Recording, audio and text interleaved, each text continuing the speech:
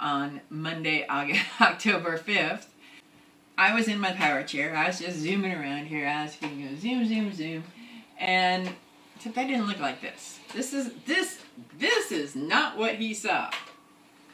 To give you an idea of what he saw, change back into what I was wearing at the time. Now I also had a purple hoodie on, I believe. So this is what I saw, what he saw. Now I was going zoom, zoom, zoom, zoom, zoom in my power chair. And I had gone on the sidewalk and I tried to get to the health food store. And I couldn't get to the health food store because I could see through the parking lot, the very short parking lot, that there was no ramp. So I went zoom, zoom, zoom up, or the ramp in front of Above and Beyond Powerchair. So I'm sitting here like this. I tried to get by, and there was only about this much room between these big tires and the edge of the sidewalk. And the edge of the sidewalk, there was a truck. I saw on the door, there was a sign. Now the sign said, 1 customer at a time. And I could see through the window that there was a customer already in there. So, and I saw that it was a Ring doorbell, so I knew that he could see me. But he wasn't moving. The person who was there taking care of the shop, I don't know if he's the owner or the manager or whatever, but apparently it's Rick Caro because that's who identified himself on the YouTube video. Now, that person could see me and was not moving. Did not care that I was at the door, did not care to engage either, and was not talking through the device either. And it's a Ring doorbell, you can do that. But he didn't. So at that point in time, I didn't realize that he could actually hear me, or that the device worked, because he wasn't moving. I'm going to go out on a limb and say, if you're not moving, maybe you didn't hear me.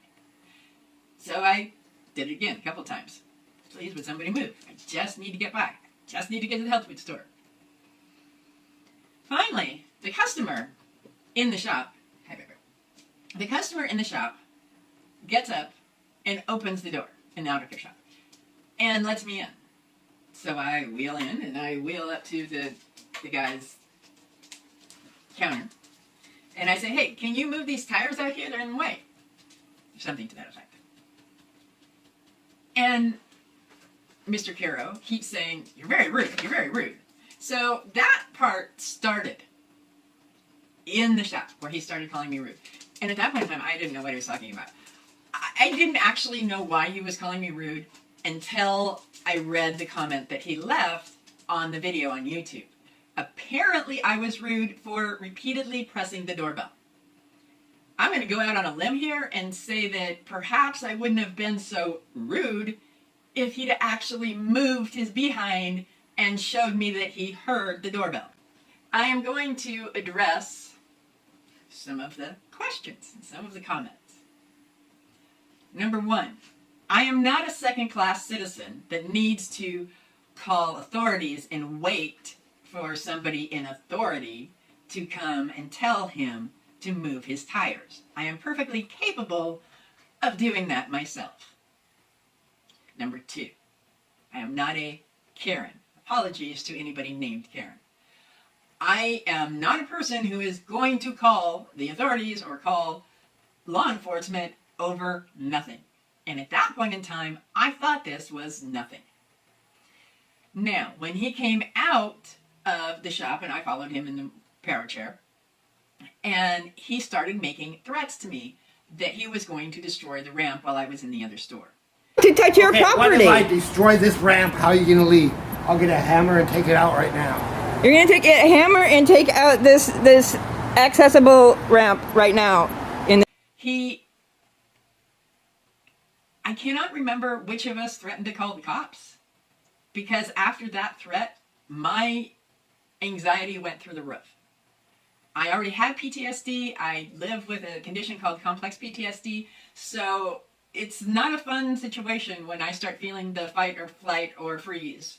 And at that point in time, I was freezing because he was threatening to destroy the ramp while I was in the other store. And when he said hammer, my mind immediately thought that he was referring to a jackhammer, because he's an auto shop. As far as I knew, he had a reason to have a jackhammer. He could be out there with a jackhammer when I got out of the shop, and what kind of recourse would I have that he threatened that he was going to do that? So instead of calling the cops at that point in time, I got out my phone and I pushed record. And I verified, you can hear in the video, me verifying that we are in the middle of Olympia, Washington. In the middle of Olympia, Washington. You're gonna argue. And I panned up to show the name of the shop because I wanted to have it all recorded in case something happened. And when I panned up to the name of the shop and saw that it was Above and Beyond, I could not help myself. And you hear, Thank you for going above and beyond.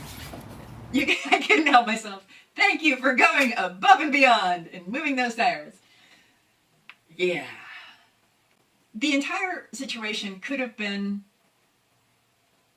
stopped, could have not escalated to that point if, number one, if he had answered the door.